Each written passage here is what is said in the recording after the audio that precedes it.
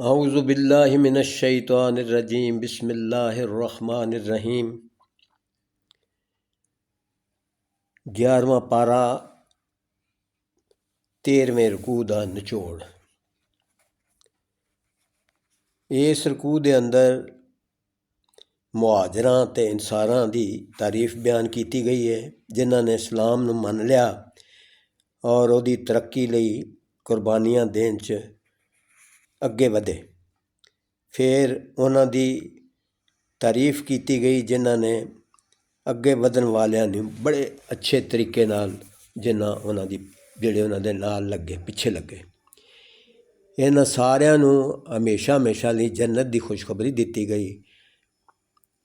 फिर फरमाया इस्लाम कबूल करन तो मगरों इंदी तरक्की लई इहदी सरबुलंदी लई कुर्बानियां देण तो गुरेज करन वाले जिहड़े दोगले सन उन्हां दुनिया च भी बार बार जिल्लत दा उन्हां नूं सामना करना पिया। मौत दे वेले सख्त अज़ियत विचों गुजरनगे ते आखरत विच उन्हां नूं दर्दनाक अजाब दा सामना करना पवेगा। हाँ, जे लोग जिन्हां ने कुछ नेकियां भी कीतियां ने ते गलतियां भी, उन्हां नूं उम्मीद दिलाई गई है कि जे आइंदा तुसीं इसलाह कर लवो, अल्लाह दी राह विच सदका खैरात करो तो अल्लाह तुहानूं माफ़ कर देगा।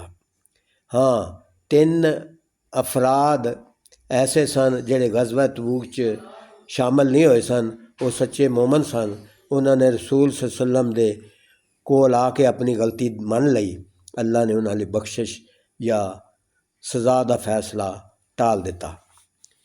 इस रकू विच दोगलियां दी बनाई गई सिर्फ नां दी मस्जिद ज़रार दा भी बयान तज़करा किया गया है, जिहड़ी एक रसूल अकरम सल्लल्लाहु अलैहि वसल्लम दे दुश्मन ईसाई राब अबू आमर ने अपना ठिकाना बनाने लई बनाई सी।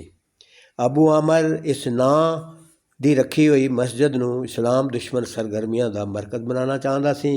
रसूल अकरम सल्लल्लाहु अलैहि वसल्लम इस नां दी मस्जिद च नमाज आप नूं रोक दिता गया।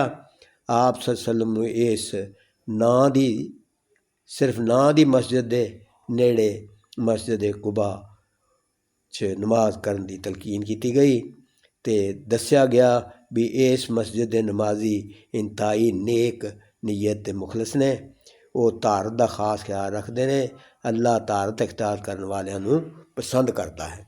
सदक अल्लाह मौलाना अज़ीम।